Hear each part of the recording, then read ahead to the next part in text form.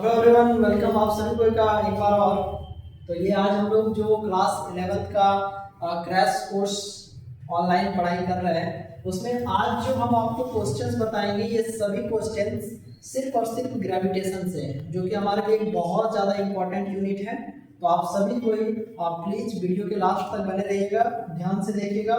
Channel पर नए हैं तो सब्सक्राइब कर दीजिएगा और अपने उन दोस्तों तक जरूर पहुंचा दीजिएगा जो क्लास 11th का एग्जाम देने जा रहे हैं, जिनका अभी हाल ही में एग्जाम होने वाला है। ठीक है, तो डिस्क्रिप्शन बॉक्स में आपको लिंक दिया हुआ है। इसका फोटो यदि आपको बीच में चमक रहा होगा तो टेलीग्राम पर हम आपको इसका फोटो भेज देते हैं, नीट एंड क्लीन फोटो। और व्हाट्सएप चैनल का लिंक दिया हुआ है, कुछ पूछना है तो फिर इंस्टाग्राम का भी लिंक दिया हुआ है। ठीक है, तो चलिए स्टार्ट करते हैं। जैक 2024 का क्वेश्चन है कि law of orbit is, law of orbit का क्या नाम होता है? तो लॉ ऑफ ऑर्बिट का नाम होता है न्यूटन्स लॉ कहते हैं, फैराडे लॉ कहते हैं, केपलर्स लॉ कहते हैं या किरचॉफ लॉ कहते हैं। तो प्यारे बच्चों, इसका आंसर हो जाएगा केपलर्स लॉ। केपलर्स लॉ, और केपलर नाम के साइंटिस्ट ने 3 नियम दिए थे। कितने नियम दिए थे? 3 नियम दिए थे केपलर्स नाम के साइंटिस्ट ने। 2024 में एक क्वेश्चन पूछा गया था कि where it will be profitable to buy एक 1 kg शुगर। 1 kg शुगर खरीदना है, 1 kg चीनी खरीदना है, तो कहाँ पर प्रॉफिटेबल होगा? पोल्स पर, इक्वेटर पर, 45 डिग्री लैटिट्यूड या 40 डिग्री लैटिट्यूड। तो इसका आंसर हो जाएगा एट इक्वेटर, एट इक्वेटर। ठीक है, अगला क्वेश्चन है जैक 2024 का कि ग्रेविटेशनल फोर्स कैसा फोर्स है? कांटेक्ट फोर्स है, लॉन्ग रेंज फोर्स है, इलेक्ट्रोमैग्नेटिक फोर्स है या नन ऑफ दीज। आप लोग कॉपी में चाहें तो ये सब का एक लाइन में आंसर बना सकते हैं कि क्वेश्चन लिखिए डायरेक्ट उसका आंसर लिख लीजिए। ऑप्शन के साथ भी लिख सकते हैं, फोटो हम आपको भेज ही देते हैं। तो ग्रेविटेशनल फोर्स एक लॉन्ग रेंज फोर्स है। कैसा फोर्स है? लॉन्ग रेंज फोर्स है। Gravitational force is a long range force. एक क्वेश्चन आया था 2023 में, moons rotation period around earth is 29 days. चंद्रमा धरती के चारों ओर 29 दिन में एक चक्कर लगाता है। यदि mass of moon becomes 2 times, यदि चांद का मास को दोगुना कर दिया जाए तो उसका टाइम पीरियड कितना होगा? 29/2 डेज, 29/2 डेज, 29 × 2 डेज या 29 डेज। तो मास चाहे तो घटे चाहे तो बढ़े, इससे उसके जो टाइम पीरियड है उस पर असर नहीं पड़ेगा। तो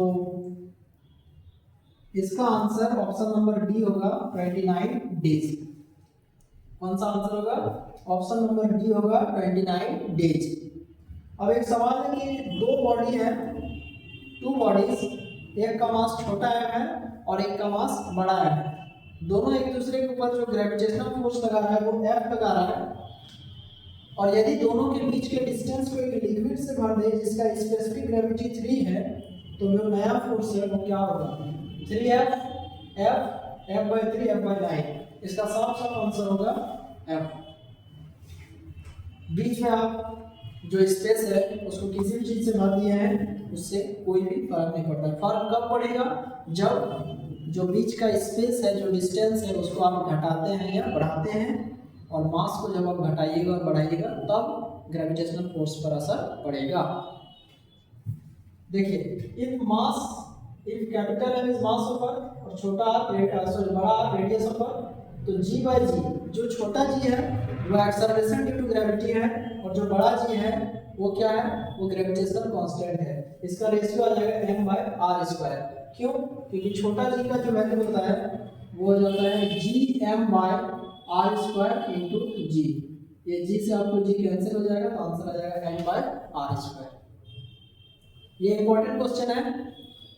ठीक है, और जैक 2020-2022 दोनों बार पूछा है कि the value of G at the centre of earth is, earth के सेंटर पे जो जी का वैल्यू है वो कितना होता है? तो वो होता है 0।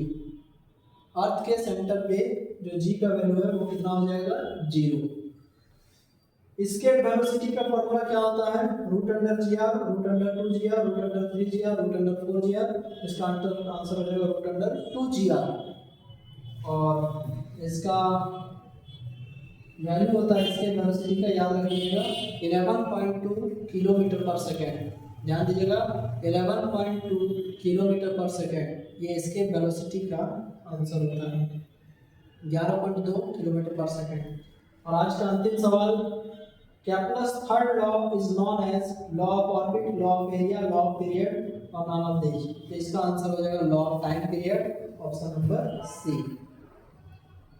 तो बच्चों लोग ये वीडियो यहीं तक रहेगा, आप लोग सभी क्वेश्चंस का घर में प्रैक्टिस कीजिए और नेक्स्ट वीडियो में हम लोग इसके बाद आगे की पढ़ाई करेंगे। Take care of yourself, thank you very much, bye.